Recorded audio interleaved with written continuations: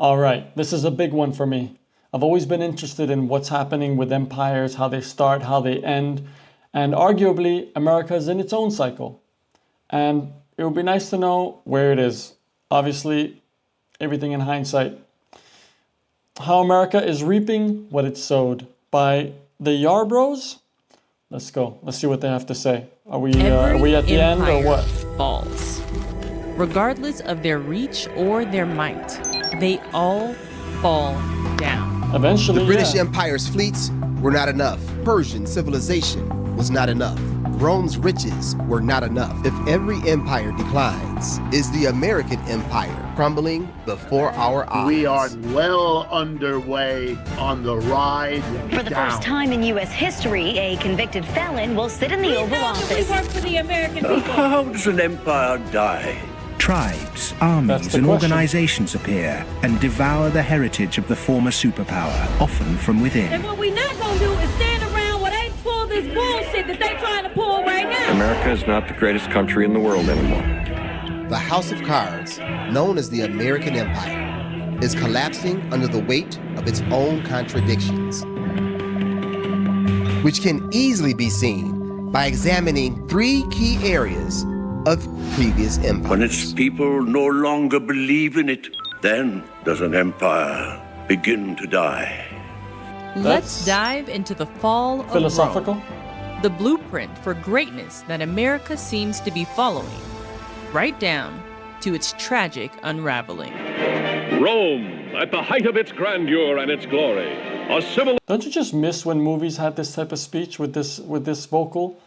It feels like it's the same dude that was speaking in all movies, but it has such nostalgia, man. Civilization so powerful... and like the yellowy orange tint of movies. God, good times. Could never be conquered from without. Yet it found the seeds of its destruction within itself. The Roman Empire was an unparalleled superpower of the ancient world. Its contributions, architecture, art, law, and philosophy are still seen, studied, and appreciated even today. Conquering vast territories and ruling over millions of people, it literally shaped the world in its image. That is the Roman way.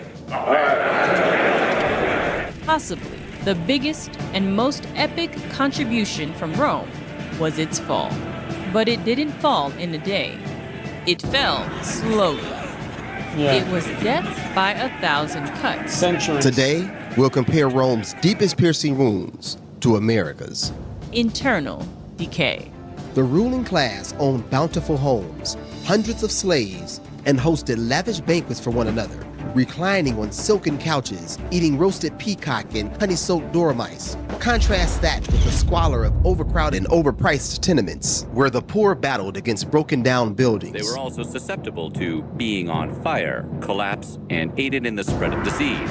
Look, the Romans built this stuff. It must have been good for them to live there. No, for most of the people, they had an oppressive government that was stealing lots of stuff. The wealthy avoided taxes through bribery and influence, while the commoners, their tax burden was increased repeatedly. And if, for some reason, they could not pay, the very real possibility of slavery loomed over all of their heads. Justice was for sale in the final days of the empire, as bribery swayed decisions in every corner. Things got worse for the individuals as their big, intrusive government was stepping on them more and more. So what you started seeing was people actually leaving the Roman Empire voluntarily to go among the barbarians because life would be better.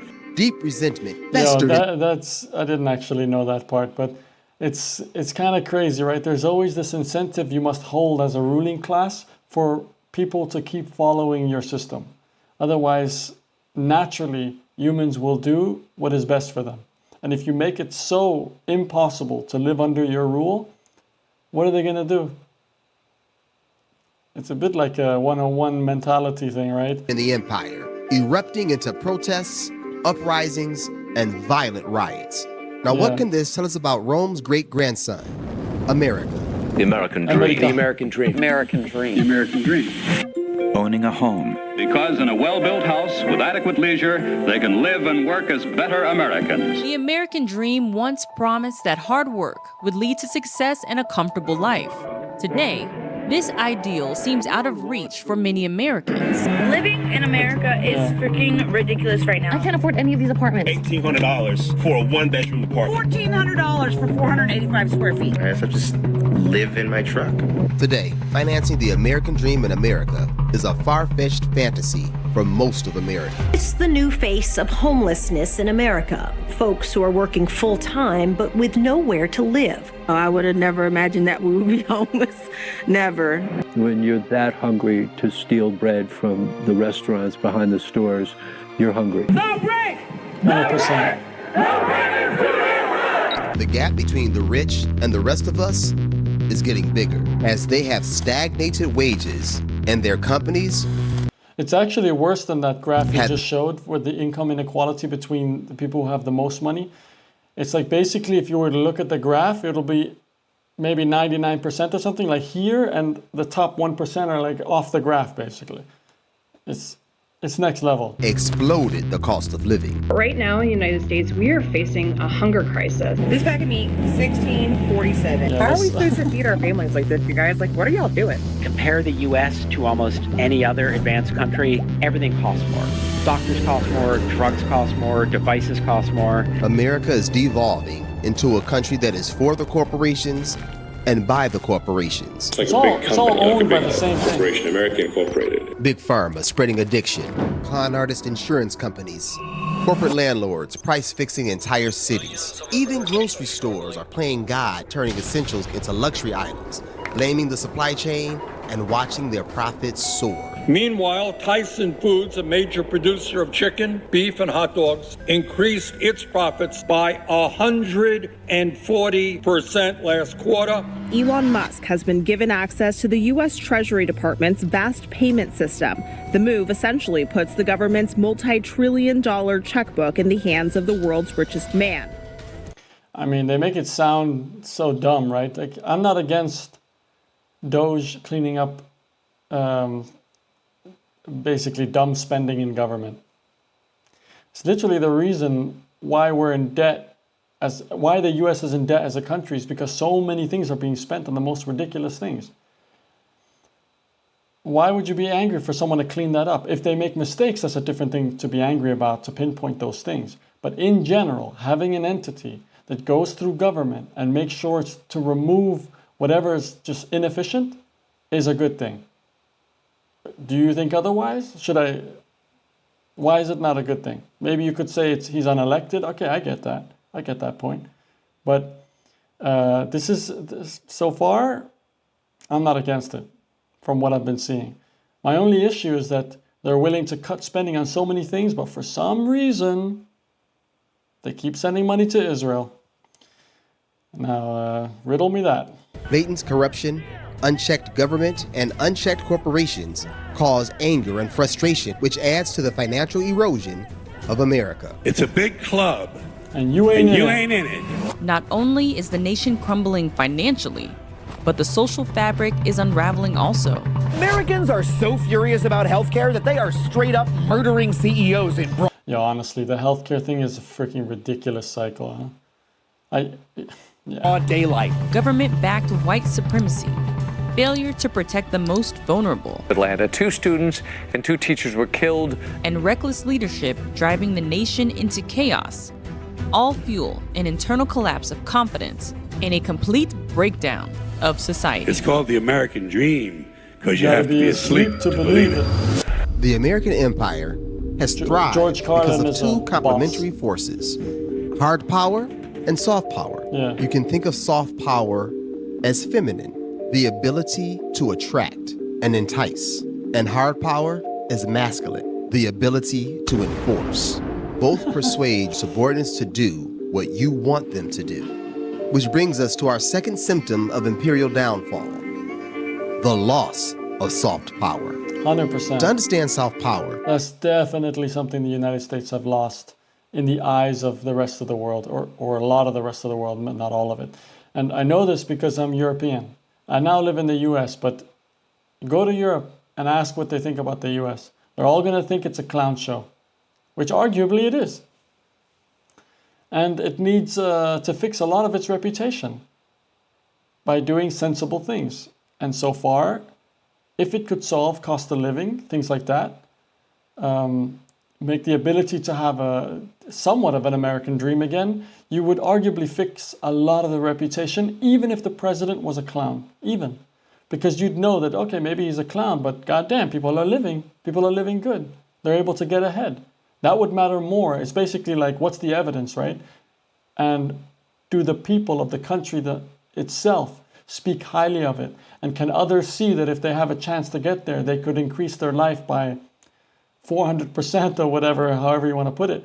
Then it would gain back its soft power. Media would have to help it a lot, which it has been doing through the 90s when I was born. Like, a lot of the American movies is something we all watched in Europe.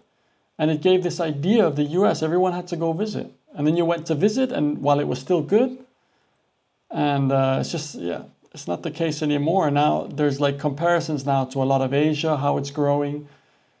And you start looking at it and you think, it just isn't the way it used to be in the movies. There's a lot of work to be done, for sure. And its role in the downfall of empires. Let's compare the USA to the very first superpower that ever existed, the Persian Empire. All right, let's go. Looks like they use final. The Persian Empire was unique. It was established and governed primarily through soft power. The first Persian Empire was founded by Cyrus the Great. Cyrus created and maintained an empire thanks no doubt to his military savvy, but he was also a political genius. He was an excellent, benevolent manager of men. The Jews called him Mashiach, or Anointed One. His own people called him Father, and even the Ionian Greeks whom he conquered called him a just and worthy lawgiver and ruler. Cyrus the Great, a visionary leader and a ruler who was called out by name by the prophet Isaiah 150 years before his birth. Cyrus conquered all that he saw, a realm so vast that it stretched from the sun-baked plains of Mesopotamia to the rugged mountains of Central Asia. He freed the Jewish people from Babylon and built the first stable, sprawling government. The Persian Empire under Cyrus the Great soon became the world's first superpower. It was soft power at its finest. He abolished slavery throughout his entire empire. He allowed conquered kings to stay in their position over their people, and he allowed people the freedom of religion with a highly effective decentralized system. For as long as the leadership was strong and just, all of the subjects worked harmoniously under one flag for the good of the empire. After the reign of Darius the Great, the government became a toxic environment. Kings became greedy and began stealing from the supply of riches. The people below the upper class started organizing riots. The satraps also became more independent. They even waged war on each other. When the people stopped believing in the empire's moral high ground, it lost the intangible glue that held its vast territories together. It's always this really difficult thing because you cannot only have soft power. There needs to be consequence to immorality or unethical action. And sometimes that consequence needs to be swift and done quickly so that there's never a thought to ever rise up in this way if the government is doing well, right? And so the only way you'd actually revolt is only if it's bad enough in some sense. So I think a lot of it's going to be difficult to say because I'm not 100% sure, so don't take my word for it. But a lot of Democrats, a lot of people on the left have this idea that everything should just be harmonious, in peace, and we should just live together, everyone, and it should be all good, right? But that's just not how the world works, and you'd have to be blind to believe it. It's like that. Someone famous said this thing where if you're not a Democrat in your 20s or something like that, you have no heart. But if you're not a Republican in your 30s, you have no logic. So it was something great like that. Sprawling empire lost its soft power. It lost all that it had. And just like Persia, America manipulated soft power to become the most powerful nation the world has ever seen. This is the big picture. Since the end of World War II, the first atomic bomb was dropped on Hiroshima. Now I am become death, the destroyer of worlds. America didn't just win the war, it won the world. After showing the world that it had the most destructive power known to man, and the moxie to use it. The USA, the most charismatic and feared salesman the world had ever seen, sold the idea of a wholesome, democratic American dream. After creating international organizations to control the world's currency, the USA set off on a PR campaign to position itself as the architect of a new world order, where its power would be unrivaled. And it wasn't just economic power, it was soft power. Hollywood, pop culture, American capitalism, and the promise of a just democracy. That's why you see something like Korea having gained so much popularity recently because of K-pop and stuff coming out of Korea. Like, it really has boosted them. Same with Japan and anime. These countries, they gain a lot of reputation just through media. It's really a method of PR that's, I think a lot of countries just don't understand, honestly. Became America's calling card, even though America's credibility has been suspect since day one.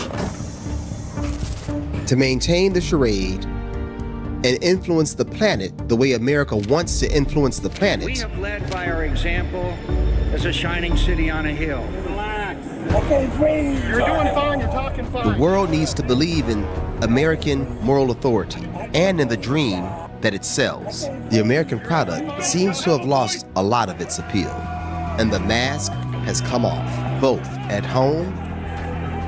Yes, full pardon. He will be the first president to enter the White House as a convicted felon. And abroad. America has toppled democracies, weaponized the dollar, sponsored ethnic cleansing, committed atrocious human rights violations. We tortured some folks. From the world's move toward So de-dollarization crazy statement. To a fading global influence in technology, media, and diplomacy, America's... The technology one is really hard for the US to compete on. Man, if you know anything about DeepSeek, you know the rug was swept up under them, man. Soft power is unraveling. When soft power fails, empires lean on hard power to enforce their will. That brings us to our final symptom of a sick and dying empire, world domination by hard power. And a great example of hard power unseating a world leader is the British colonial empire. The British Empire looked and acted exactly how you think a colonial empire would, with tyranny, conquest, and resource extraction at its core. It ruled over 400 million people, almost a quarter of the planet at its height. They relied on their military to establish and maintain power. Wars in their colonies, wars at sea, and wars at home. They ruthlessly crushed all resistance for centuries. After a string of costly and humiliating defeats and the massive expense of rebuilding after World War II, Britain was devastated, unable to defend its territories abroad or sustain its citizens at home. The sun had finally set on the British Empire. As Britain's empire crumbled, another was already... I mean, look at Britain today. It's a fucking shithole, man. It just isn't what it used to be. These empires really take a long time to bottom out, too. Rising to take its... 110 billion. And don't underestimate that with the US if it really is to fail as an empire at this point, right? It'll take a long time for the United States to bottom out as a reputation, its stance in the world, everything, cost of living, all that. It might just trickle down slow for a long time too. You don't know. It's not something anyone wants to face, right? If it is to go this way.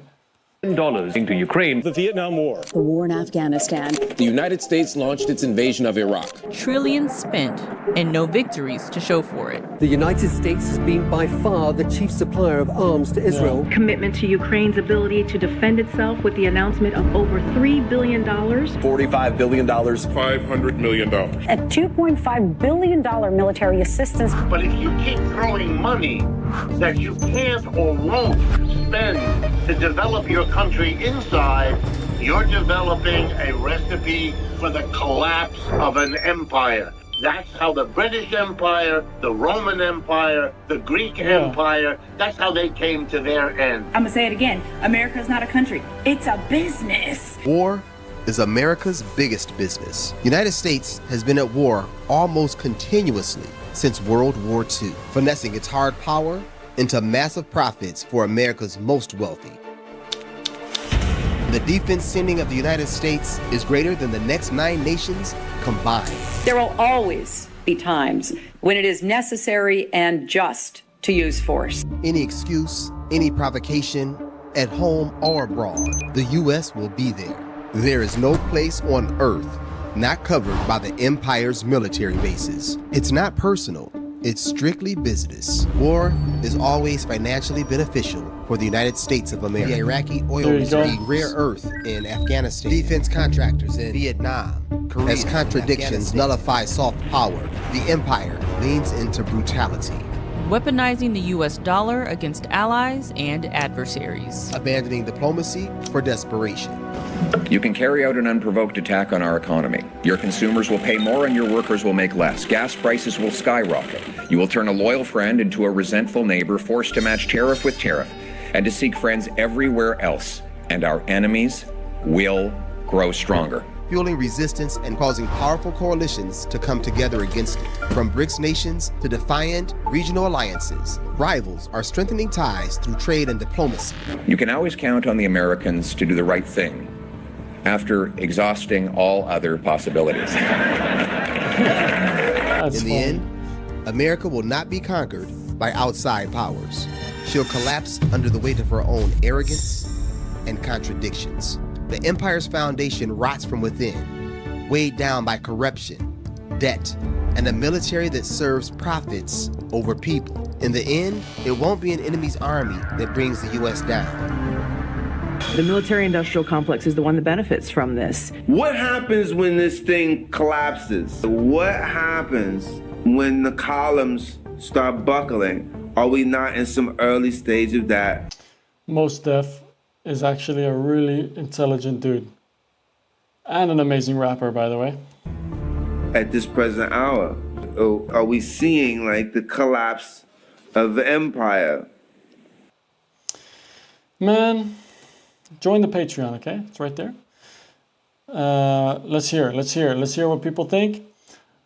The problem is a system that makes the country treat its people as consumers and not as citizens. This is actually one that I've been speaking about quite a lot recently, where there's a whole argument against Europe, at least from Americans, where Europe doesn't produce enough, they're not producing big companies.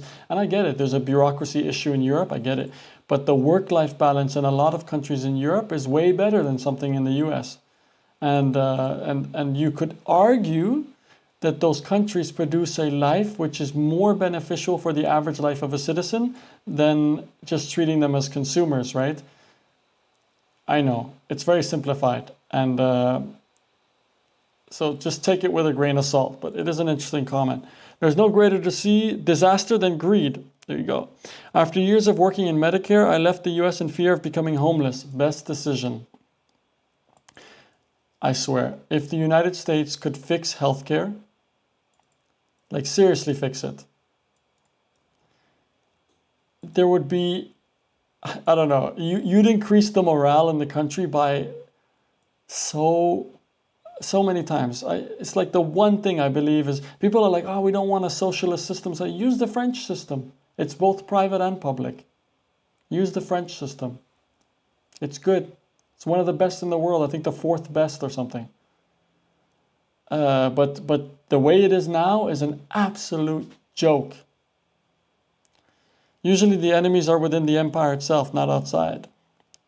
The price that America must pay is the price for its own destruction. Rome lasted 500 years as a republic, exactly. 500 more as an empire. We're not going to last anywhere near that long. That's the question, right? How long would it take if it's going to happen, right? And I don't want to make everyone like worried in some sense, as if the U.S. is just going to fall apart, boom, like this next day, there's nothing left. That's not how it happens. But it's whatever it used to have as leverage gets wiped out. And so it must work way harder to regain itself. That's the difference. There's an old Celtic legend about countries and empires. And oh my God, it's so long. I'm not going to read that. You can read it if you want. It's right there and here. Let's see. George Carlin called this many years ago. He's the one who said that's why they call it the American dream, because you have to be asleep to believe it. Well, yeah. I just came from my neighborhood supermarket in the South Bronx, and a dozen regular non-organic eggs cost $14. That's all the eggs. Huh? That should be enough to cause riot, but we have been put to sleep. When 90% of wealth is controlled by less than 1%, there's nothing left for you. America started as 4 hungry wolves in a field surrounded by sheep. But when there was no sheep, they started fighting themselves, some random philosophers. When you build upon lies, it's destined to fall. That's also very true. You say you have, transparency and free speech here. It's not exactly accurate. All right, so what do you think? Go follow these guys. They did a good video. What do you think? Is America actually falling as an empire? Or is it still going to last another 500 years? Is it going to win?